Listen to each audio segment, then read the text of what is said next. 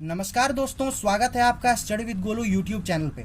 इस वीडियो में हम लोग एक बहुत ही महत्वपूर्ण कॉन्सेप्ट को सीखने वाले हैं जिसका प्रयोग हर कंपटीशन में कहीं ना कहीं हो ही जाता है।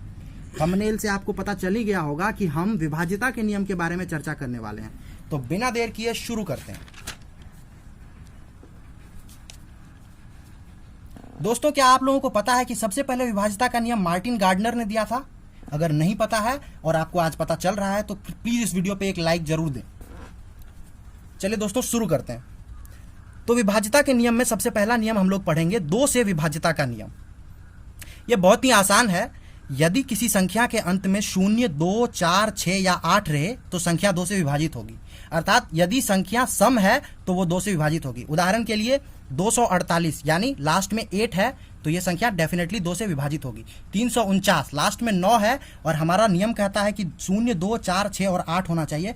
इसका मतलब है कि यह संख्या 2 से विभाजित नहीं होगी। उसी तरह 6489 तो ये संख्या 2 से विभाजित नहीं होगी क्योंकि लास्ट में 9 है।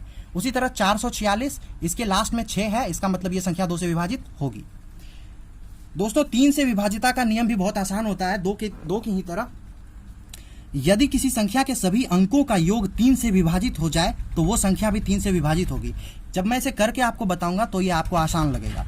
जैसे उदाहरण के लिए हम 348 एक संख्या लेते हैं और इसके सभी अंकों 3, 4 और 8 तीनों को जोड़ते हैं तो हमें 15 प्राप्त होता है और उसको जब हम 3 से भाग देते हैं तो हमें 5 प्राप्त होता है। अर्थात ये पूरा का पूरा 15 3 से विभाजित हो गया। इसका मतलब ये संख्या 3 से विभाजित होगी। फिर से एक बार यदि हम इसके डेफिनेशन को पढ़ें तो ये कहता है कि यदि किसी संख्या के सभी अंकों का योग 3 से विभाजित हो तो वो संख्या भी 3 से विभाजित होगी। देखिए कि इस संख्या के सभी अंकों का योग 3 से विभाजित हो रही है, इसका मतलब है ये संख्या भी 3 से विभाजित होगी। दूसरा उदाहरण 491 लिया है मैंने। अगर 4 और 9 और 1 को जोड़ते हैं तो हमें 14 मिलता है और 14 को 3 से विभाजित करते हैं तो ये विभाजित नहीं होता है। इसका मतलब है कि 491 3 से विभाजित नहीं होगी। दोस्तों 4 से विभाज्यता का नियम पढ़ते हैं अब हम।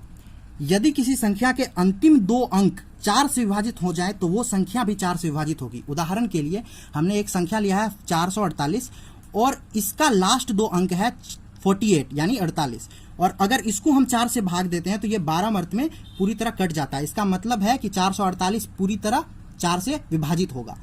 दूसरा उदाहरण 493 है। अगर हम 93 को 4 से विभाजित करते हैं और ये नहीं कटता है, इसका मतलब है कि 493 भी नहीं कटेगा। दोस्तों अब हम 5 से विभाज्यता का नियम सीखेंगे। 5 से विभाज्यता का नियम बहुत ही आसान है। यदि किसी संख्या के अंत में 5 या 0 हो तो वो संख्या 5 से विभाजित होगी। ये नियम बहुत ही आसान है। मुझे लगता है कि सभी विभाज्यता के नियम में सबसे आसान नियम यही है। यदि किसी संख्या के अंत में 5 या 0 हो तो वो संख्या 5 से विभाजित होगी। उदाहरण के लिए 545 लिया है मैंने, 5 है अंत में, इसका मतलब ये विभाजित होगी। 640 लिया है, अंत में 0 है, इसका मतलब विभाजित होगी। 641 लिया है, अंत में 1 है, इसका मतलब ये विभाजित नहीं होगा। दोस्तों आइए अब हम बात करते हैं 6 से विभाज्यता के नियम के बारे में। इसमें 2 कंडीशंस होती है दोस्तों। पहला कंडीशन ये है कि वो संख्या 2 से विभाजित होना चाहिए और दूसरा कंडीशन है कि वो संख्या 3 से भी विभाजित होना चाहिए। उदाहरण के लिए हम 24 लेते हैं। 24 को पहले हम 3 से विभाजित करते हैं और हमें उत्तर प्राप्त होता है 8। इसका मतलब ये 3 से पूरी तरह विभाजित होता है। और फिर 24 लेते हैं और फिर इसको हम 2 से विभाजित करते हैं क्योंकि 2 कंडीशन होता है, एक बार 2 से और एक बार 3 से। तो जब हम 2 से विभाजित करते हैं तो ये 2 से विभाजित हो जाता है। इसका मतलब 24 6 से पूरी तरह विभाजित होगा।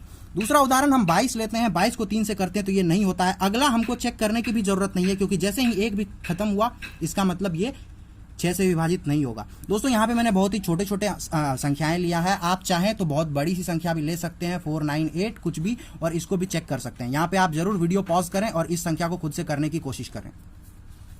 दोस्तों इस 6 के विभाज्यता के नियम को हम एक और कॉन्सेप्ट से सिखाने की कोशिश करते हैं आपको। अगर आप लोग वेन डायग्राम से परिचित हैं तो वेन डायग्राम में अगर ये 2 से विभाजित होने वाले संख्याएं हैं और ये 3 से विभाजित होने वाली संख्याएं हैं तो इन दोनों का जो सबसेट होगा, ये यहाँ पे जो संख्याएं लाई करेंगी वो 6 से विभाजित होने वाली संख्याएं होंगी। दोस्तों अगर आपको वेन डायग्राम का कॉन्सेप्ट समझ नहीं भी आया तो भी कोई समस्या की बात नहीं है। आप सिर्फ इसी से यूज करें और इससे भी आपका उत्तर सही आ जाएगा। दोस्तों अब हम 7 से विभाज्यता के नियम के बारे में पढ़ने जा रहे हैं। 7 से विभाज्यता का नियम थोड़ा ट्रिकी है बट उतना भी कठिन नहीं है। मैंने इसको बहुत ही आसान तरीके से समझाने का कोशिश किया है। मुझे उम्मीद है कि आप आराम से सीख जाएंगे। इसमें कुछ नियम होते हैं, वो इस तरह हैं कि हम सबसे पहले उस संख्या का आखिरी अंक लें, उसके बाद उस अंक को 2 से गुना कर लें, बाद में उस गुणन को बाकी बचे संख्या से घटा लें, यदि प्राप्त संख्या 7 से विभाजित हो जाती है तो वो संख्या 7 से विभाजित हो जाएगी। दोस्तों उदाहरण के द्वारा आपको ज्यादा अच्छे से समझ में आएगा। एक संख्या मैंने लिया है 749, दिखने से ही पता चल रहा है कि ये 7 से विभाजित होगा, लेकिन फिर भी हम इसका टेस्ट करते हैं।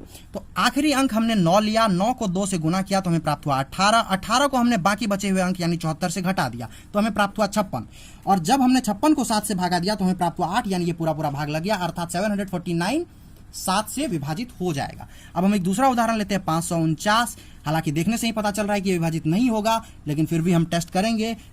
आखिरी अंक 9 है, 9 को 2 से गुना किया 18 आया, बाकी बचे हुए अंक में से इसको घटा दिया 36 आया, और 36 को 7 से डिवाइड करने पे ये पूरी तरह डिवाइड नहीं हुआ, इसका मतलब ये भी पूरी तरह डिवाइड नहीं होगा। दोस्तों 7 के नियम को मेरा आपसे अनुरोध है कि इसको कृपया पॉज करके और दोबारा वापस जाके 1-2 बार देखें ताकि आपको समझ में अच्छी तरह से आ जाए। 8 से विभाजिता के नियम के बारे में हम बात करेंगे दोस्तों, अगर आपको वीडियो सही से। दोस्तों 8 से विभाजिता के नियम के बारे में अब हम पढ़ेंगे। 8 से विभाजिता का नियम पूरी तरह 4 से विभाजिता के नियम से ही रिजेंबल करता है। अगर 4 का विभाजिता का नियम आपको अच्छे से आता है तो 8 का सीखने में आपको बिल्कुल भी कठिनाई नहीं होगी। 8 से विभाजिता का नियम यह कहता है कि यदि अंतिम के 3 अंक 8 से विभाजित हो जाएं तो वो संख्या भी 8 से विभाजित होगी। 4 के विभाजिता के नियम में हमने पढ़ा था कि यदि अंतिम के 2 अंक 4 से विभाजित हो जाए तो वो संख्या 4 से विभाजित होगी। उसी तरह 8 वाले में क्या होता है कि यदि अंतिम के 3 अंक 8 से विभाजित हो जाए तो वो संख्या भी 8 से विभाजित होगी। उदाहरण के लिए 6484 हमने लिया है, इसमें अंतिम के 3 अंक 484 को हम 4 से भागा देते हैं तो 121 आता है, जो कि पूरी तरह 4 से विभाजित हो जाती है, अर्थात ये संख्या भी पूरी तरह 4 से विभाजित हो जाएगी। दूसरे उदाहरण में हमने 6483 लिया और 483 को 4 से भाग देने पर यह पूरी तरह नहीं विभाजित होती है, अर्थात ये संख्या 8 से विभाजित नहीं होगी। दोस्तों माफ करिएगा, यहाँ पे मुझसे एक भूल हो गई है, यहाँ पे 4 नहीं यहाँ पे 8 होगा, और ये 8 का 48 और ये संख्या फिर 8 से विभाजित नहीं होगी। तो दोस्तों इस तरह की मानवीय भूल हो जाती है, इसके लिए मैं आपसे माफी चाहता हूँ। यहाँ पे 8 से विभाजित करें, क्योंकि देखिए हमारे नियम में लिखा हुआ है कि यदि अंतिम के 3 अंक 8 से विभाजित हो जाए तो 8 होना चाहिए था यहाँ पे। उम्मीद करता हूँ कि आप समझ गए होंगे 8 से विभाजिता का नियम। दोस्तों अब हम आज के इस वीडियो का आखिरी विभाजिता का नियम, जो कि है 9 से विभाजिता का नियम के बारे में बात करेंगे। 9 से विभाजिता का नियम पूरी तरह 3 जैसा ही है। अगर आपने 3 से विभाजिता का नियम पढ़ा हुआ है तो 9 से विभाजिता का नियम बिल्कुल आसान लगेगा आपको। तो 9 से विभाजिता का नियम कहता है कि यदि किसी संख्या के सभी अंकों का योग 9 से विभाजित हो जाए तो वो संख्या भी 9 से विभाजित होगी।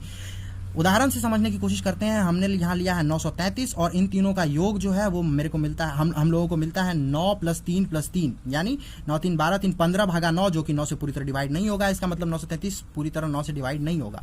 अगला संख्या हमने लिया है 936, 9 + 3 + 6 / 9, तो 9 3 12 6 18 भागा 9, ये पूरी तरह 9 से डिवाइड हो जाता है। इसका मतलब ये संख्या भी 9 से डिवाइड हो जाएगा।